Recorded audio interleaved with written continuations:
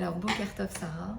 Boker Tov. Alors voilà, pour moi c'est un honneur et vraiment un mérite de pouvoir t'interviewer aujourd'hui. Merci. Sur le grand miracle que vous avez eu, Baruch Hashem.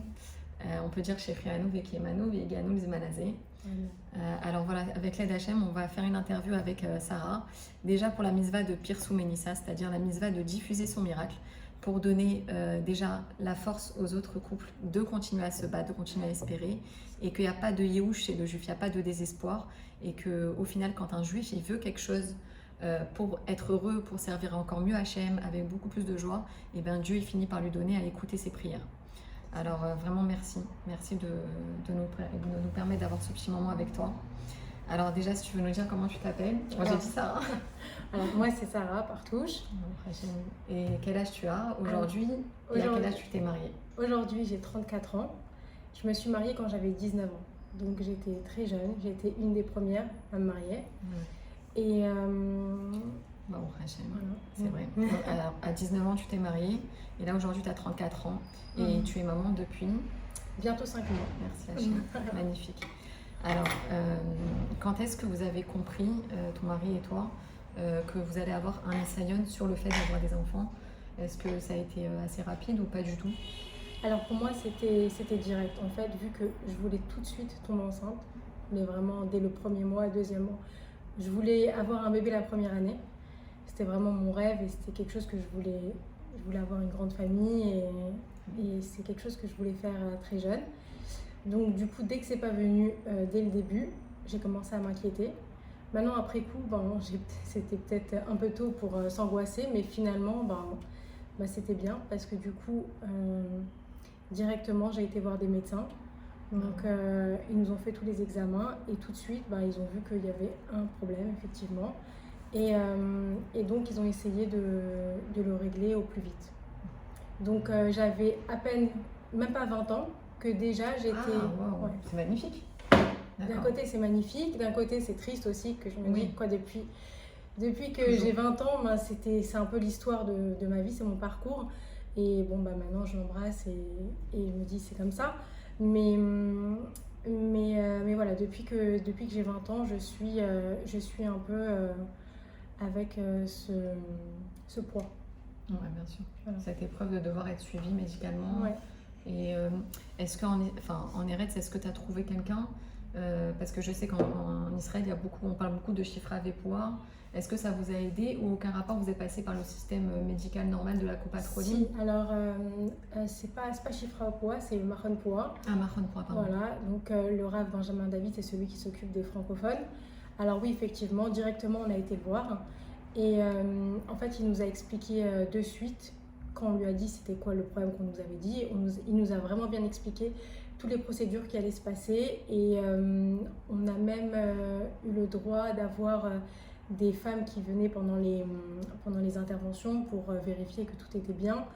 Alpitora. Voilà, Alpitora et même Birlal que les hôpitaux ne se trompent pas parce que c'est... Oui, avec les prélèvements, les choses comme ça. Magnifique. Donc oui, effectivement, ils étaient là, ils nous ont aidés. Après, on en parlera, mais après j'ai dû faire une pause et je me suis un petit peu éloignée de tout ça. Ouais. Mais plus tard, je suis repartie les voir et ils nous ont aidés à nouveau, ils nous ont remotivés. Et donc du coup, quoi qu'il arrive, ils sont là. Ils sont là. Oui, ils sont vraiment là. Et est-ce qu'ils ils vous ont proposé un soutien psychologique aussi? Ça existe ou c'est surtout techniquement qu'ils sont là pour vous dire allez Non, peut-être qu'aujourd'hui ils le proposent. C'était il y a tellement longtemps que je sais pas. Mais non. C'est le Rav Benjamin qui vous a... Benjamin, c'est ça, qui vous a motivé? Il vous a dit allez, continuez? Pas vraiment. Comme on a été le voir... du coup, rien qu'en lui parlant, ça nous a motivés et c'est ce qu'il faut. Il faut de la motivation non-stop. C'est presque comme un métier. D'avoir des problèmes de fertilité, non seulement c'est un combat psychologique, mais c'est un combat aussi au jour le jour. C'est-à-dire que tous les jours, il faut se réveiller, il faut aller faire des prises de sang, il faut aller faire des échographies. Si c'est pas ça, il faut se battre pour avoir un rendez-vous plus tôt. Et après, il faut attendre la fin du cycle, le début du cycle. Après, c'est les fêtes. Donc, il y a toujours quelque chose. Et le temps, il passe. Et non seulement on ne s'en rend pas compte que le temps, il passe. Et quand on commence à s'en rendre compte, c'est une vraie angoisse. On a l'impression de courir derrière la montre. Et entre-temps, il y a celle-là qui a son 3e enfant, et celle-là qui a son 4e enfant, et celle-là qui vient de se marier et qui vient t'annoncer qu'elle est enceinte. Et toi, tu n'as même pas eu le temps d'avoir ton rendez-vous. Tu veux juste ça, tu attends juste. Et entre-temps, tu as ton cycle tous les mois qui te rappelle à quel point, tu es un échec. C'est ce que le corps te dit. Mais en vrai, voilà, il faut être plus forte. Faut être plus forte que ça. Il faut se parler. Il faut avoir un vrai suivi psychologique. Même si on ne nous le propose pas, après coup, je l'ai eu parce que j'avais plus le choix. Et du coup, c'est ça qui nous a sauvés. Qui t'a aidé. Non seulement pour notre couple, parce que le couple, après, ne se retrouve plus du tout aussi. C'est ça. L'éprouver aussi, il en prend un coup. Complètement. Et même pour soi-même, une femme qui n'a pas d'enfant, elle se sent inutile parce qu'en vrai, c'est pour ça qu'on est créé, une femme. C'est ça. On est créé avec un utérus, les hommes n'ont pas d'utérus, donc on est créé pour enfanter. Et en fait, on se sent incomplet. On a beau faire plein de choses et réussir plein de choses. Peut-être il y en a qui font de l'argent, peut-être il y en a qui réussissent dans leur travail, il y en a qui réalisent plein de rêves. Mais tant qu'on n'a pas d'enfant, on ne se sent pas accompli. Ouais, t'es pas chalem quoi, tu te sens pas chalem. Tout à fait. Ouais. Mais qu'est-ce qu'on dirait alors aux femmes qui sont stériles, qui ont pas, qui sont condamnées, pas condamnées, mais qui doivent trouver leur mission de vie quelque part en dehors de ça? Ces femmes-là, alors déjà, elles ont encore plus de force, je pense. Elles ont encore plus de force. Après, je pense que quand vraiment il y a plus le choix ou le temps est passé ou dans ces cas-là, il faut, quand on sait qu'il n'y a plus le choix, donc on se fait à l'idée et on peut travailler sur créer autre chose. Ouais, voilà, c'est ça. Mais tant que tu es encore dans la possibilité c'est un combat. C'est un combat. Et bravo, donc tu as pris le soutien psychologique de ta propre initiative. C'était privé ou c'était la Coupa qui t'a proposé? C'était privé. Aucun rapport. C'était privé. Après coup, j'ai découvert que la Coupa proposait. Donc j'ai eu l'aide 13 ans plus tard. 13 ans après, on en parlera quand j'ai fait ma fausse couche. Ils m'ont proposé une aide et effectivement j'ai eu de l'aide d'une Ovedette socialite qui est spécialisée dans tout ce qui est pas forcément fertilité, enfin si justement fertilité, mais ça peut être après une fausse couche, ça peut être tout ce qui est autour de ça. Donc ça t'a aidé? Oui, ça m'a vraiment beaucoup aidé. Par contre, j'ai pas fait que ça, j'ai puisé de l'aide de partout. Quand j'ai compris que l'aide, ça a aidé, et en plus de ça, ça a aidé pour le mental et pour le corps aussi. Donc j'ai puisé de l'aide de partout, j'ai fait... je sais pas si tu peux dire. J'ai fait de l'acupuncture, j'ai fait, comment on dit, dans les pieds, la réflexologie.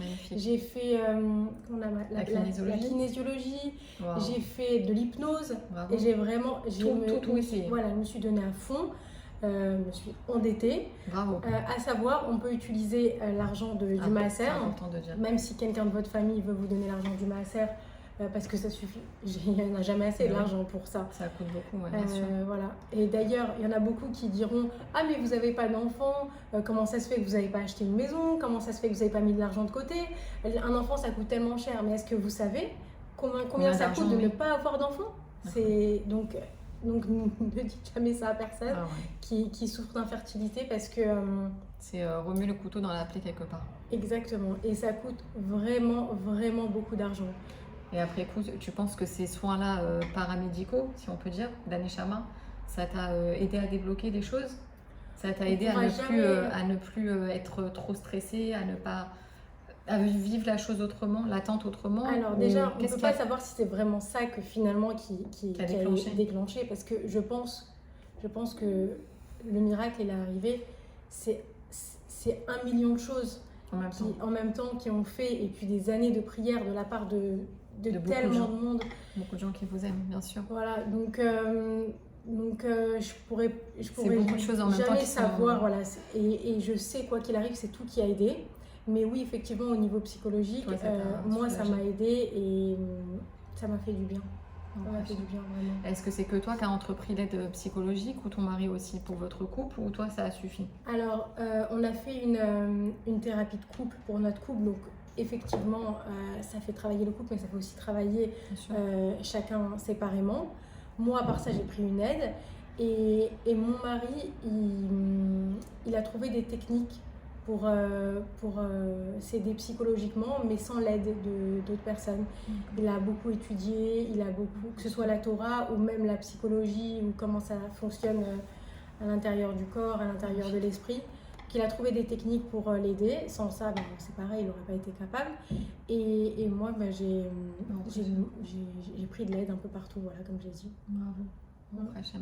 Tu disais tout à l'heure qu'à un moment donné, tu as eu besoin de prendre du recul et tu as tout abandonné. En fait, combien d'années tu as mis à faire toutes les procédures médicales? Dès le début, tu as dit 20 ans. Ouais. Jusqu'à quel âge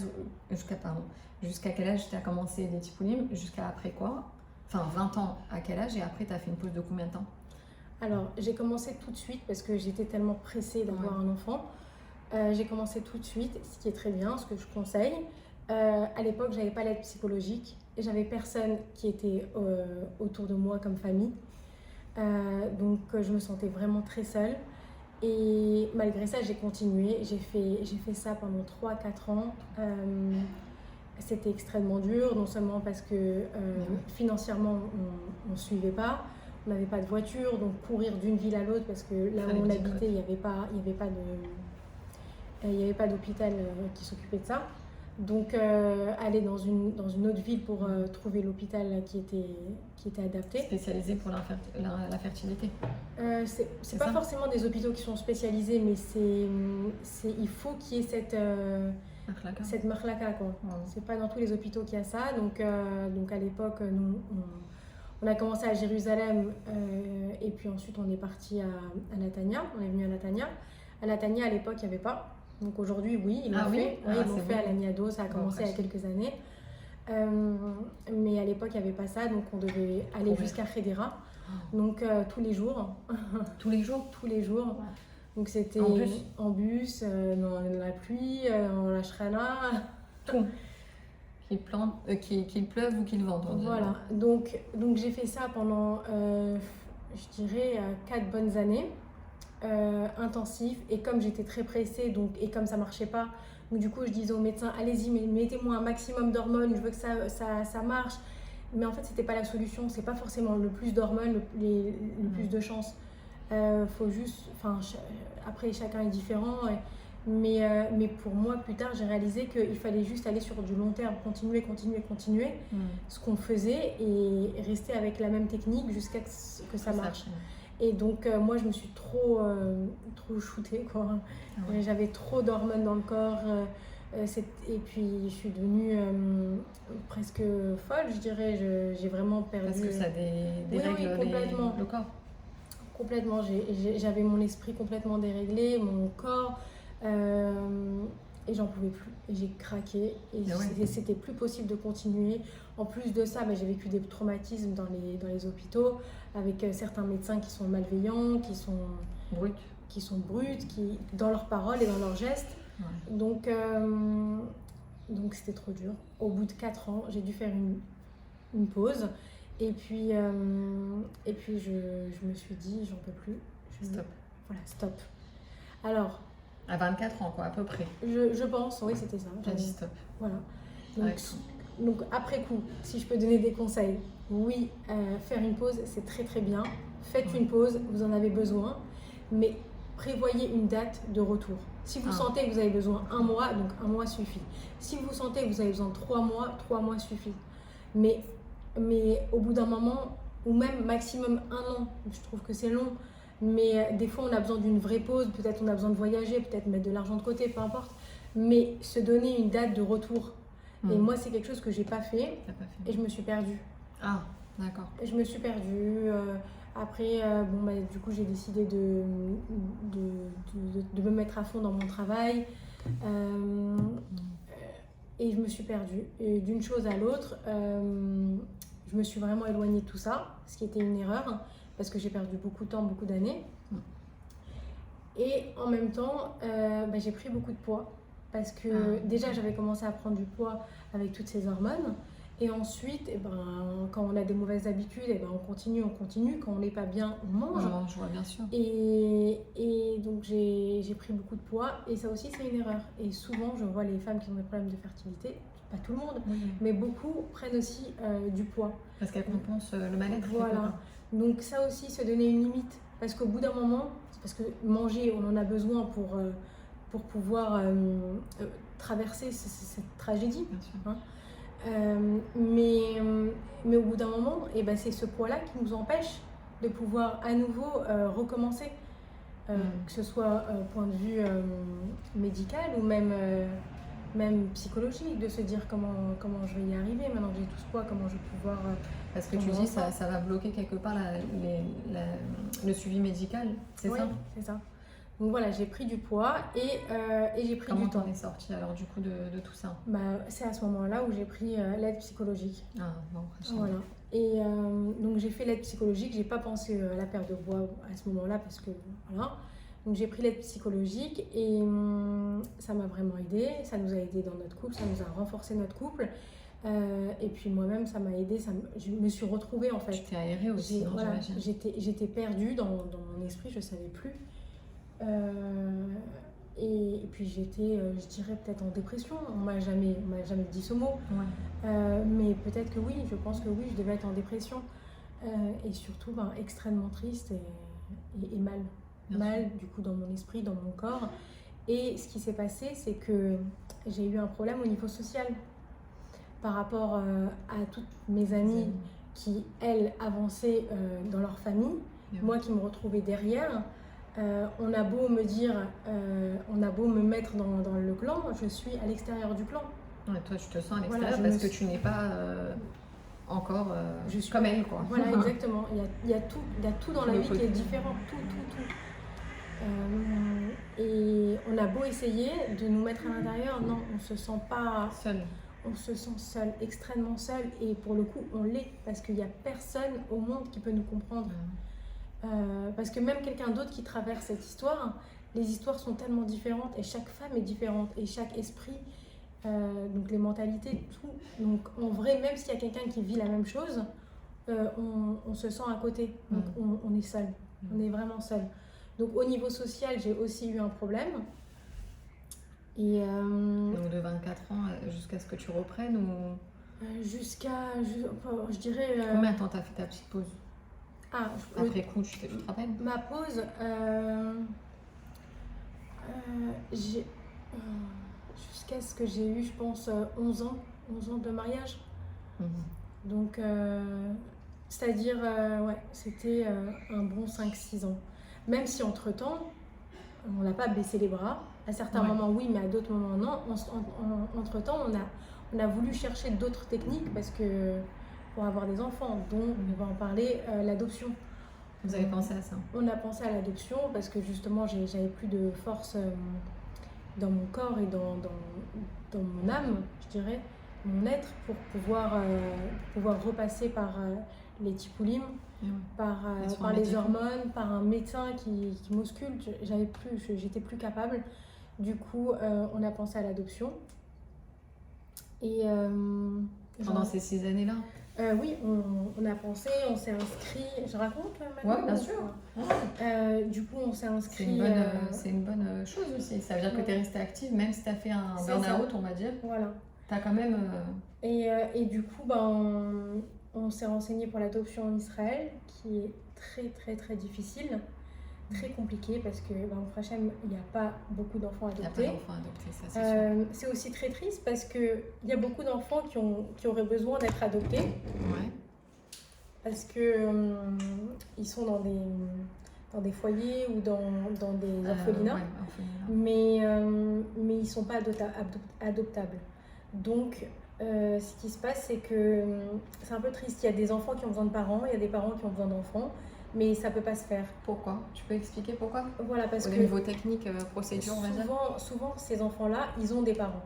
Ils ont des parents, alors les parents, ils ont ou un problème psychologique, ou un problème de santé, ou ils sont en prison, où malheureusement ils sont drogués et ils espèrent s'en sortir. Donc ils signent pas pour se décharger de l'enfant. Ils signent pas, ils disent non, je vais y arriver, ou je vais être en bonne santé, ou je vais sortir de prison. Mais entre-temps, l'enfant grandit dans des sortes d'orphelinat. Voilà. Et on espère que finalement, eux, ils arriveront un jour de s'occuper de leurs enfants.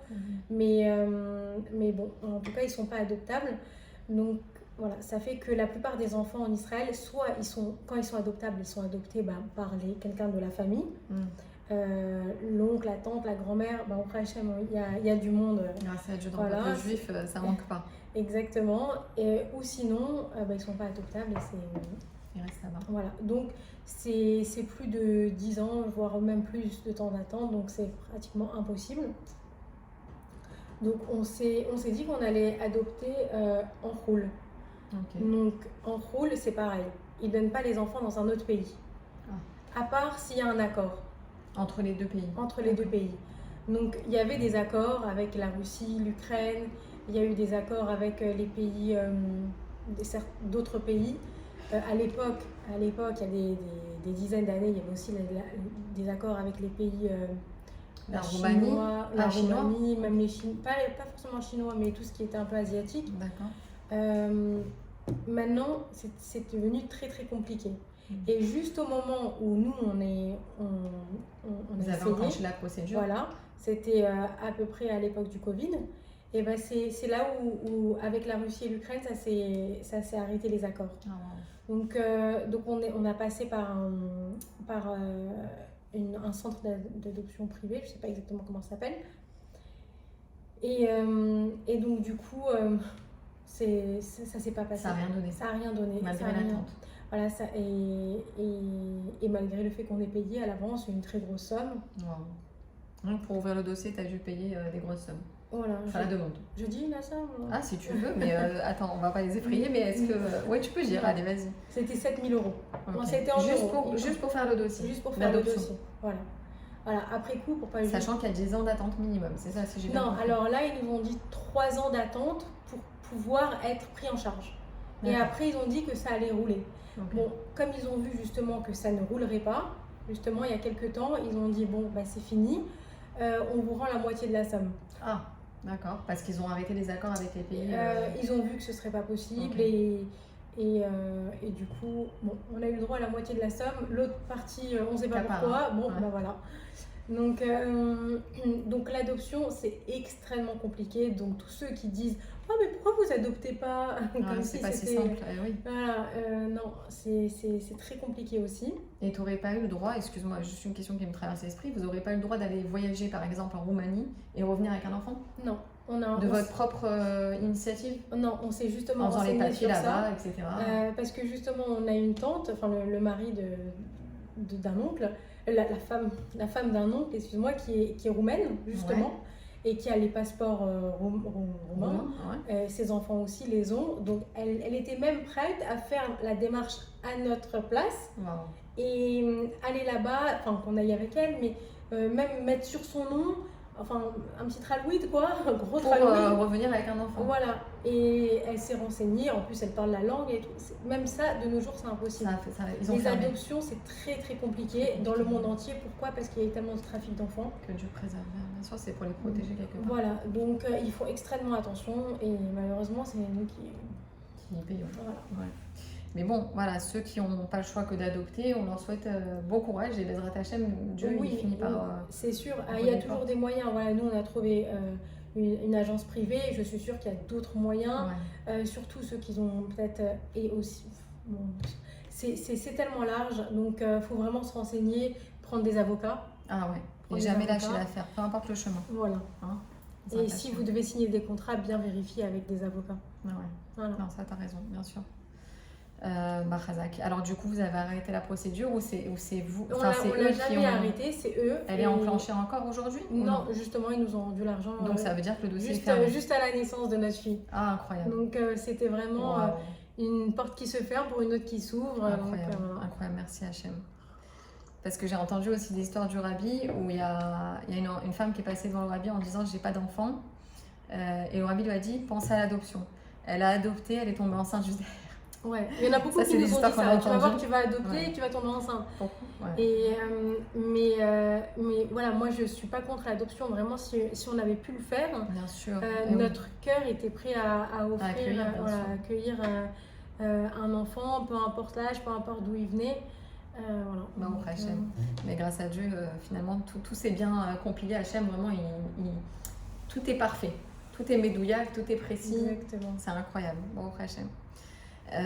Qu'est-ce que tu dirais à peu près de toute cette période finalement d'épreuve, on va dire, par rapport à l'entourage?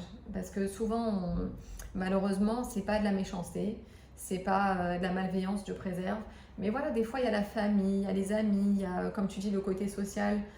Quand tu te retrouves dans un endroit public, tu n'as pas forcément envie d'y être. J'imagine que tu as dû vouloir être juste chez toi, tranquille, et pas être affronté quelque part à un moment donné l'extérieur. Mais qu'est-ce que tu pourrais dire des choses qui vous ont blessé, les choses que les gens devraient faire plus attention pour pas faire du mal ou faire souffrir inutilement? Parce que c'est vrai, quand un jeune couple se marie, qu'est-ce qu'on dit? Bécha Tova, si Dieu veut, des enfants en bonne santé. C'est des brachot qu'on se dit dans le Ham Israël parce qu'on sait que c'est très important d'avoir des enfants.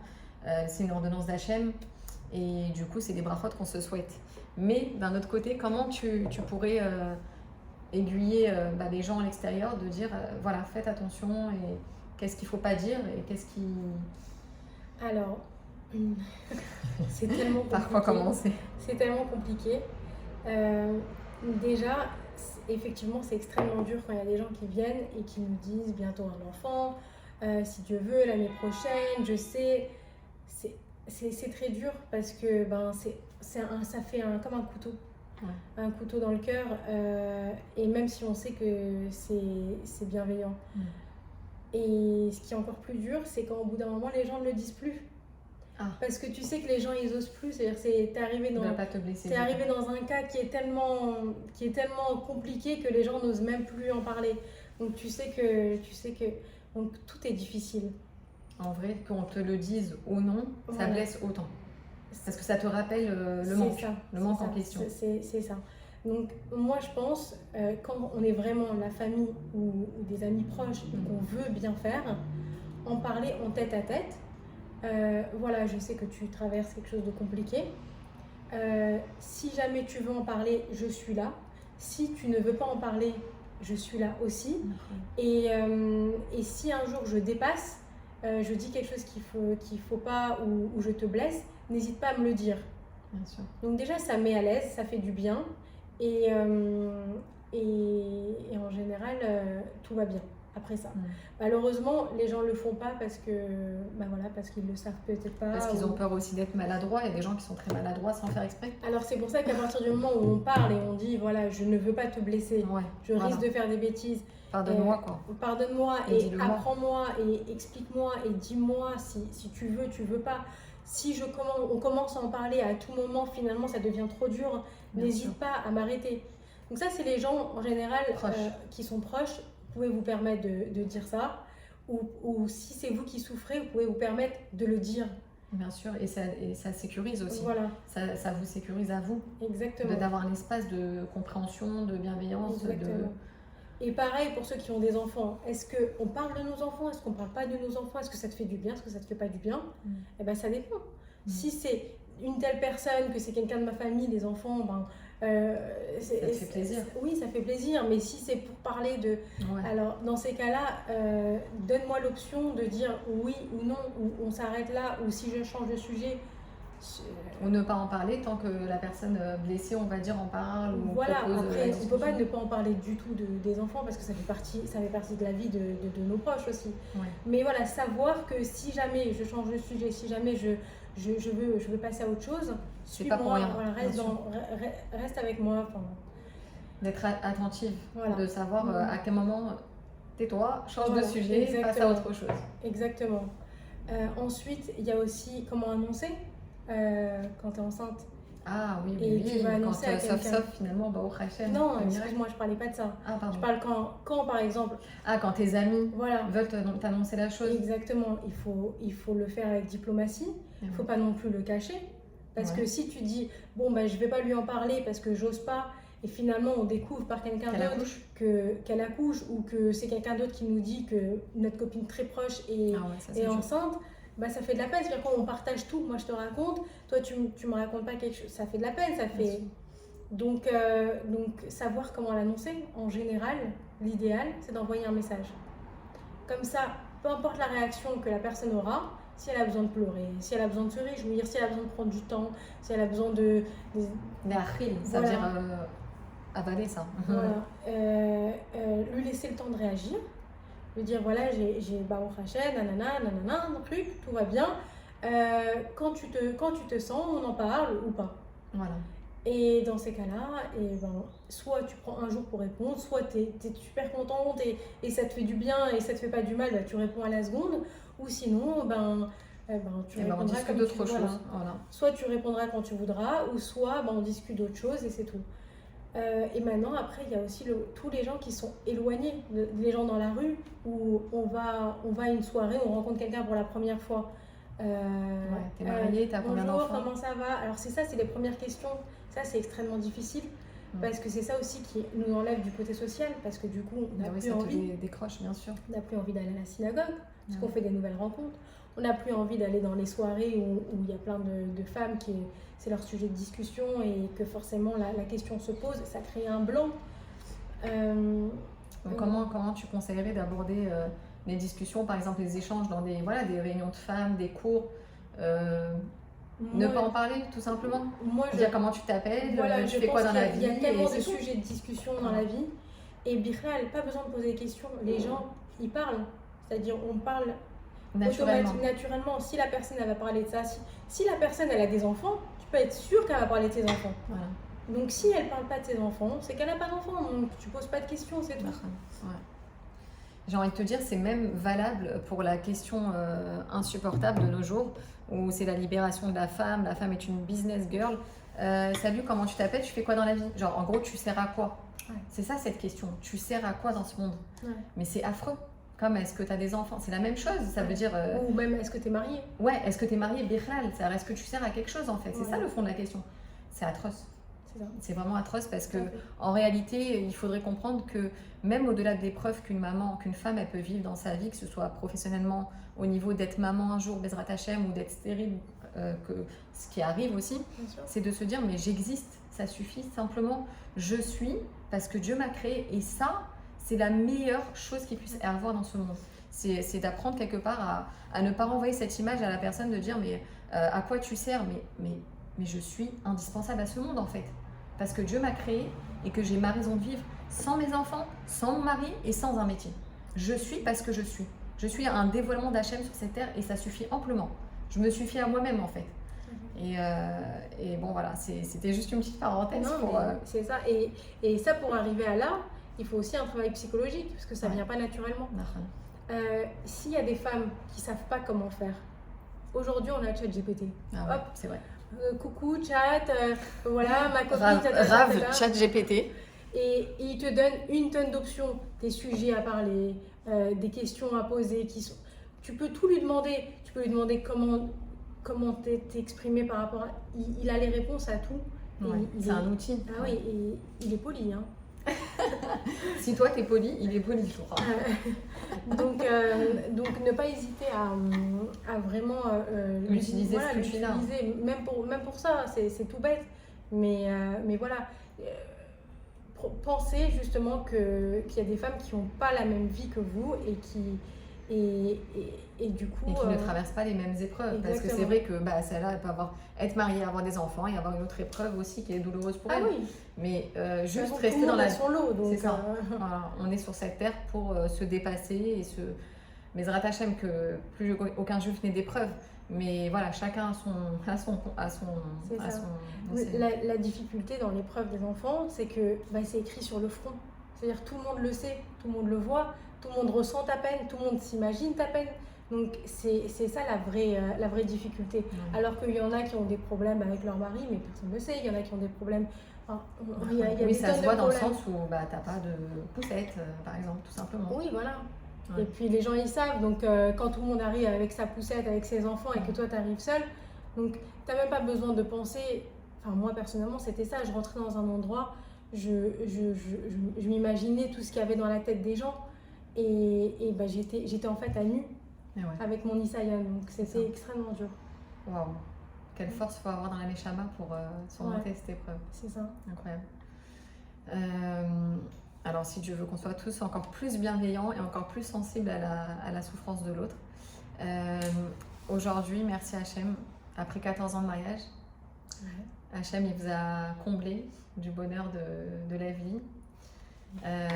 Est-ce que tu veux nous raconter la petite histoire avec l'engagement que vous avez pris avec ton mari suite à un Igrot Kodesh, parce qu'il faut quand même le dire que le Nassi Ador ou Akol, et que quelque part ça a été aussi un déclencheur positif. Tout à fait. Alors ce qui s'est passé, donc, on a eu des tonnes de miracles, des tonnes de rabbinim qui nous ont aidés, qui nous ont fait des prières. On a fait toutes les ségoulottes, on a tout fait pendant toutes ces années. Et c'est évident que tout ça a aidé. Mais le vrai déclenchement, ce qui s'est passé la dernière année... donc il y a 2 ans, juste avant la grossesse, voilà, on est d'accord? C'est ça. En fait, ce qui s'est passé, c'est qu'un an avant de tomber enceinte de ma fille, je suis tombée enceinte et j'ai eu une fausse couche. Donc c'était après 13 ans de mariage, c'était une épreuve vraiment très très difficile. Ça a été jusqu'à combien si tu as envie d'en parler? J'étais à 4 mois et demi. 4 mois et demi de grossesse. Donc c'était extrêmement dur sur tous les points de vue. Et du coup... Suite à ça, c'est là que tu as fait Igrot Kodesh? C'était tout de suite ou pas du tout? C'est juste après. Juste après? Juste après, oui. C'est mon mari qui s'en occupait. Mais moi, je sais pas, j'étais même plus vraiment présente. Tu n'étais pas connectée? J'étais épuisée. J'étais même physiquement? Oui.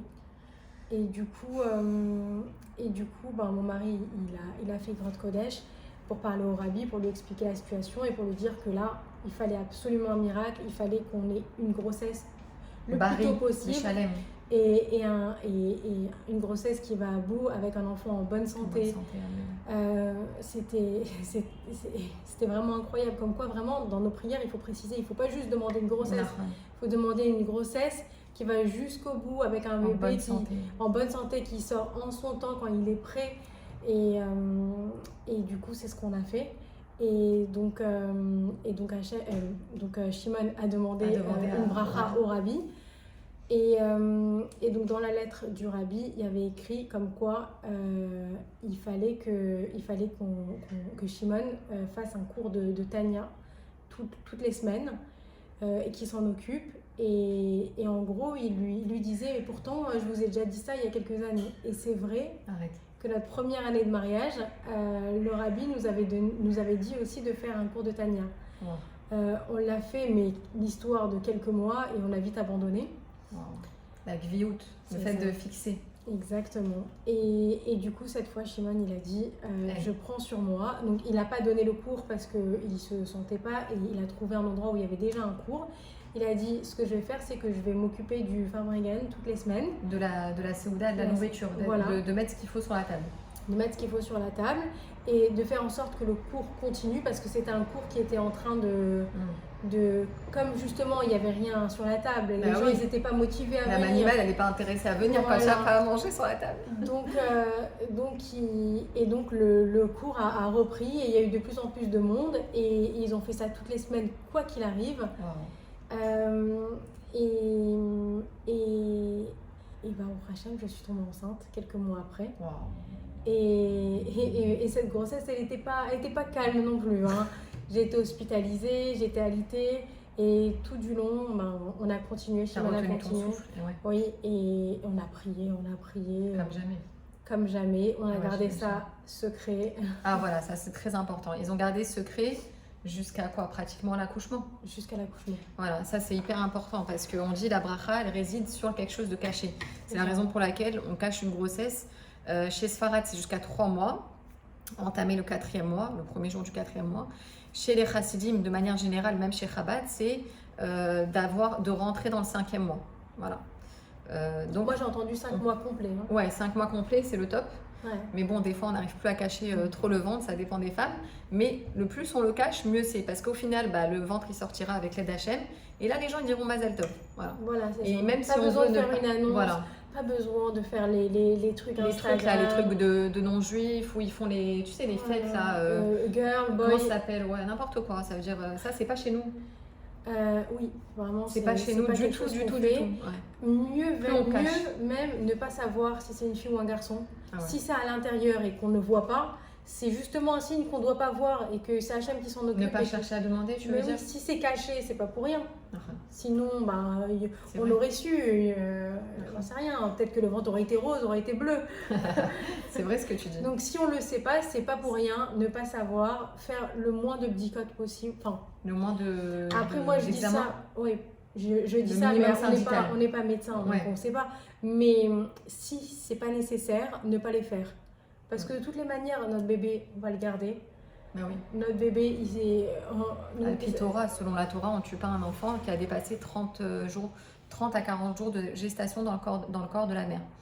Donc, avec l'aide de Dieu, déjà, avoir un Déjà, tout ira bien pour voilà, tout le monde. pense Bezrat bien, Hashem. tout ira bien. Ça, c'est la phrase miracle que le rabbi nous répète sans cesse. Et évidemment, avoir un suivi médical, avoir son gynéco, Bien sûr. faire les échographies, le minimum syndical, et Minimum. prier, parce qu'un juif, c'est pas un être humain, c'est un être divin. Ça veut dire que ce que Dieu il veut à travers l'épreuve, c'est juste que tu sois branché à lui. C'est la seule chose qu'il veut en fait. Il veut juste t'entendre du matin jusqu'au soir, du matin jusqu'au soir. C'est ce qu'il veut. Et elle va et qu'on n'ait pas besoin de Nisayon pour t'entendre du matin jusqu'au soir. C'est ça qu'on devrait comprendre en fait. Et Bezrat Hashem, pensez bien, tout ira bien, le cacher, tout va bien. Et en final, est-ce qu'il y a des gens qui se sont vexés quand ils ont appris la bonne nouvelle?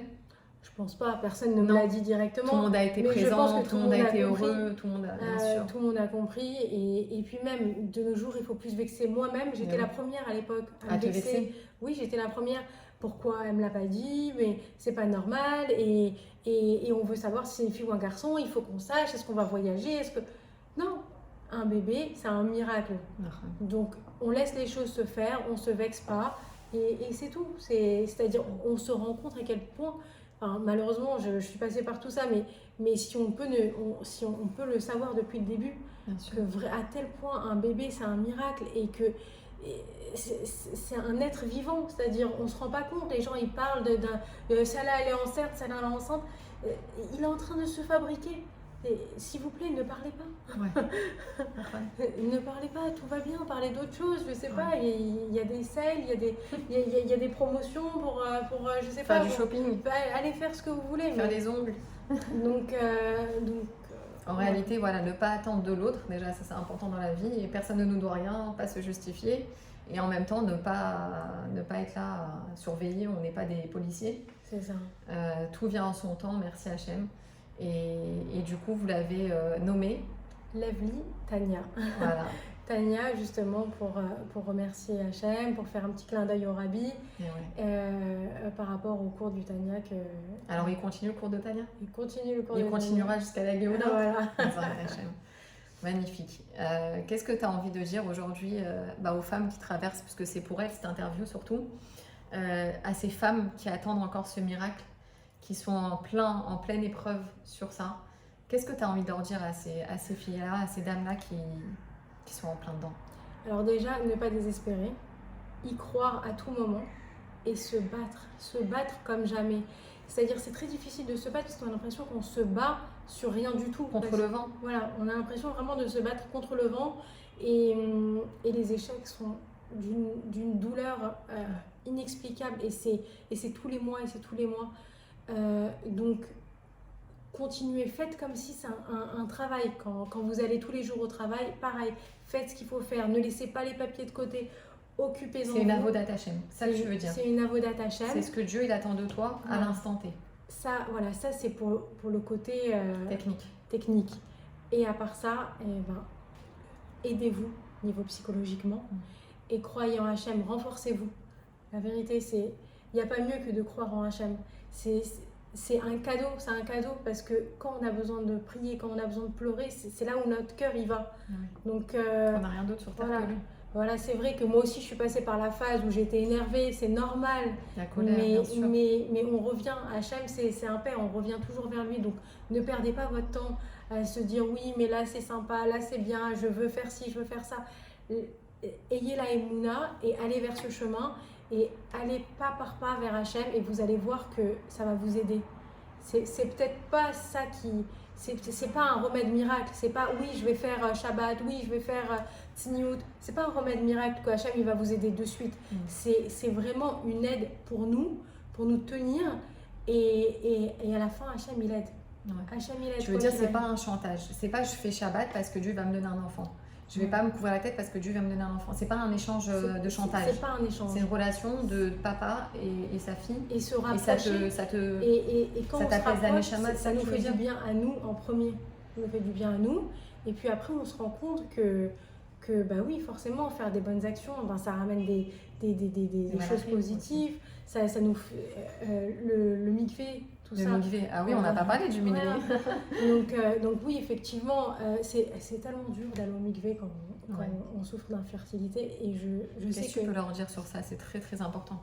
Parce que c'est vrai que le cycle revient assez vite, hein. Une fois par mois, c'est très éprouvant. Et surtout que c'est ce qu'on dit à chaque fois, on dit on va au mikvé et on va tomber enceinte. Mais non, ça se passe pas comme ça. Même la balanite, elle te bénit pour que tu tombes enceinte. Et quand ça se passe pas comme ça, c'est extrêmement dur parce que tu dis de toutes les manières, moi je vais pas tomber enceinte de manière naturelle. Voilà, on le sait. Alors on a beau espérer, mais on sait après des années, on sait que c'est pas comme ça que ça va marcher.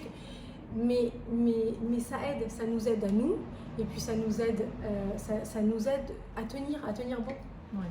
Donc alors ne pas les vater, ne pas annuler la mitzvah du mikvé.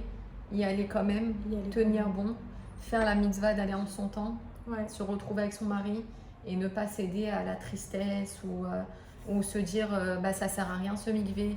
Parce que quoi qu'il arrive, ça crée des anges aussi protecteurs autour de nous qui vont témoigner de la bonne volonté de ce couple, d'être dans la Gdoucha, dans la sainteté, de faire ce que Dieu il attend d'eux pour Bezrat Hashem avoir des mérites devant Hashem. Vraiment. Et puis à la fin, il n'y a que ça. On a beau chercher partout, il n'y a que être proche d'Hachem, faire des mitzvot, faire du bien, faire tout ce qu'il faut et avoir la Emouna. Il n'y a que ça en fait qui nous tient debout. Dans ce monde. Vraiment. Donc allez-y, faites tout ce qu'il faut. Et ayez beaucoup psychologique de courage, aussi. Ayez de l'aide. N'hésitez pas à en parler à des copines proches, même si elles ont des enfants, même si elles se sont mariées après vous et elles ont eu des enfants bien avant, c'est pas grave. C'est pas grave parce que si c'est une vraie copine, si c'est une vraie amie, si c'est une vraie sœur ou une tante ou peu importe, elle sera là pour vous. Donc et n'hésitez pas à lui dire, même si elle est enceinte, n'hésitez pas à lui dire voilà, là j'ai du mal, j'ai de la peine, j'ai besoin d'aide. Une personne, elle peut faire abstraction d'elle-même pour laisser de la place à son ami, bien sûr. Donc n'hésitez pas à prendre de l'aide, à partager. Et quoi d'autre on pourrait dire? Sarah, que Bezrat Hashem, que Dieu l'entende toutes les demandes du cœur de tout l'âme Israël, que au final Dieu il finit par donner quand un juif il s'entête. Et qui ne désespère pas, qui met sa confiance en Hachem, parce qu'il n'y a que Hachem dans ce monde-là, ça veut dire qu'il n'y a rien d'autre. Et Bezrat Hachem, qu'on n'entende que des bonnes nouvelles, vous nous mettrez, si Dieu veut, vos miracles et vos impressions suite à ce témoignage extraordinaire. Bezrat Hachem. Merci beaucoup Sarah. Merci Amen. Et que Dieu vous bénisse d'une grande famille Bezrat Hachem. Amen. En parfaite santé avec l'aide de Dieu. Pour tout Amen. le Ham Israël. Vraiment que Dieu bénisse chaque juif dans le matériel, le spirituel, dans tous ses besoins, Bezrat Hashem. Ma chère, immédiatement. Amen.